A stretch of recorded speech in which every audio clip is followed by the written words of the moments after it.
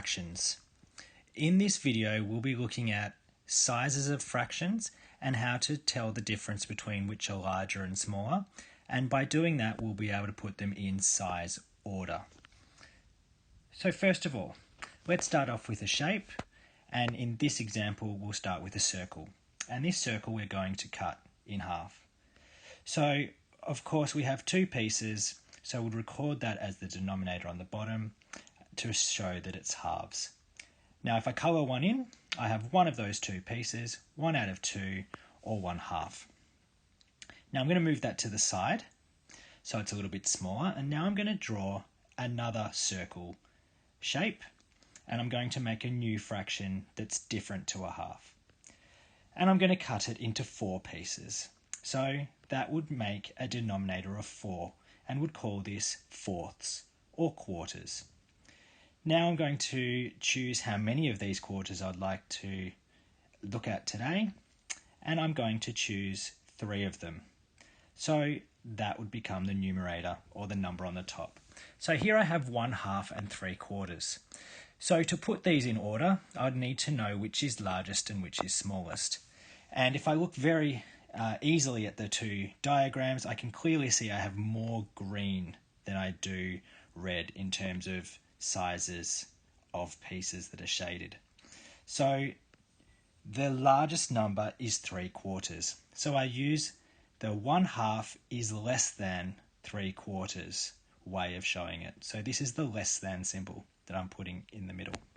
Now, the way I remember which symbol is which is using the crocodile method. So I like to imagine that my less than or greater than symbol is a mouth, and that a crocodile is a greedy creature, always trying to eat the largest thing, in this case being the largest number or largest fraction. Okay, let's move on to another example. So we'll stick with quarters, but we'll change it up and reduce it to 2/4. So a 2 would become the numerator on top. So here we have 1/2 and 2/4, and we're interested in knowing which is largest. Now, if we look closely, we can actually see that 2/4 is the same as a half. So this is an equivalent fraction, which is examined in another clip. But for the purposes of this size comparison exercise, we would need to choose the appropriate symbol. And of course, less than or greater than won't make sense here. They are equal. So we use the same as sign, known as equals. Now let's go for another example, and we'll stay with 1/2 compared to quarters again, but this time let's reduce it to 1/4. So we'd record it with a 1 as the numerator. Notice that the 4 at the bottom has never changed. Of course, these have remained quarters or fourths the entire time. This would make the symbol change to a greater than symbol. 1/2 is greater than 1/4. Notice the way I read it. I'm reading it left to right, which is how I know what to call the symbol. So 1/2 is greater than, or more than, or larger than 1/4. So greater than means larger than. And again, to remind me if I'm getting confused, picture a crocodile trying to gobble up the largest piece of the circle. Okay, now let's change up to a new example, and we'll keep our 1/4 this time, and we're now going to change to 1/5. Now I'll have to change the way I cut this shape up totally, and I can cut it as shown. Notice that cutting into fifths is difficult on a circle.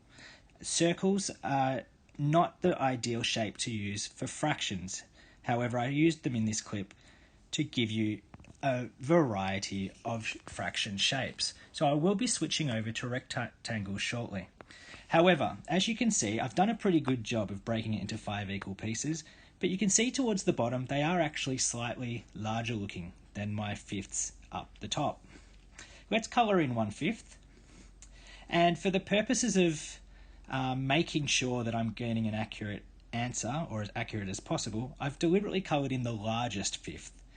Even though I know there's no such thing, equal parts is really important and is a golden rule of fractions. So really, if my shapes that I've cut a fraction up into, or the fraction pieces, if they're not exactly perfectly even and equal, it's not a true fraction. So just keeping that in mind. So if I look at 1/5 on the left and 1/4 on the right, I can see that the red piece is slightly smaller. So I'd say that it is less than 1/4. So I've used the less than symbol. And again, we can use the crocodile to remind us which one is bigger. Now, let's look at this in a bar model, or using a rectangle shape. So you can picture these as chocolate bars, or just regular rectangles. Here I've got one cut up into fifths, and I've coloured in my 1/5. And beneath I've got another one, exactly the same shape and size, this time cut up into quarters, and I've coloured in 1/4. You can see here, much simpler to use a rectangle. I can clearly see them and compare them alongside each other and see that my fifth is smaller than my quarter, and I don't have to worry so much trying to come up with interesting ways to draw my lines in a circle, which is not very friendly for that type of cutting. Okay, let's do another example to continue practicing this skill, and we're going to go with some trickier ones. So here we've got 2/7, not the most friendly fraction you'll come across, and 4/10. So at a glance we can see that there is quite a difference in both the types of fractions, or the types of shapes that they're cut up into, and how many pieces we get. So let's do it using the rectangle approach. So here in red, I've cut up my bar into 7 equal pieces, and then I've coloured in 2 of them to represent 2/7. And beneath I've got a green bar that I'm going to cut up into 10 equal pieces, and of course then I would colour in 4 to show 4/10. You can imagine if I tried this with circles how impossible it would be. However, with 2 rectangles of equal size and using the method of cutting them up and colouring in, I can clearly see that 4/10 is in fact greater than 2/7, and reading it left to right, 2/7 is less than 4/10. And again, in case you need that reminder there. Okay, let's think about how some students approach this when they do try to do this rectangular approach. Often, students will try to draw 4/10 by drawing 10 grid squares in their grid books, or hand-drawn squares alongside each other, because they know if they draw that, they can colour in 4 of them and it would be 4/10. And then they would go along and colour in 7 grid squares, and they'd then know that they could colour in 2, as shown, to make 2/7, and colour in 4 to make 4/10. Just be careful, there's a big problem doing it this way that I've shown on the right. The reason being, if you look closely, the green 4/10 looks exactly twice as big as the red 2/7.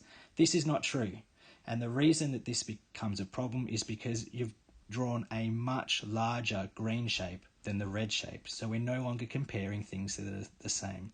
So please be aware that this is a common mistake and don't repeat it if you can remember.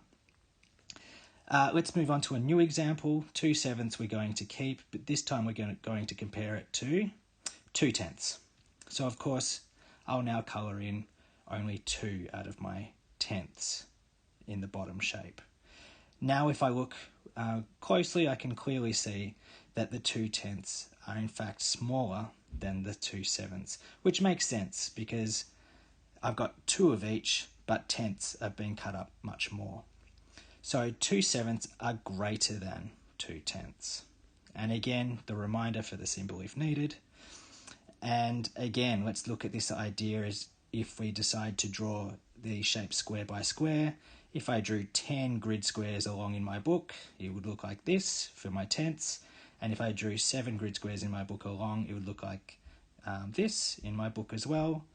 And I'd colour in 2 of each because it's 2/7 and 2/10. And now I have a real problem because they actually look equal, and they are not. These are not equal. As we can see, 2/7 is clearly larger than 2/10.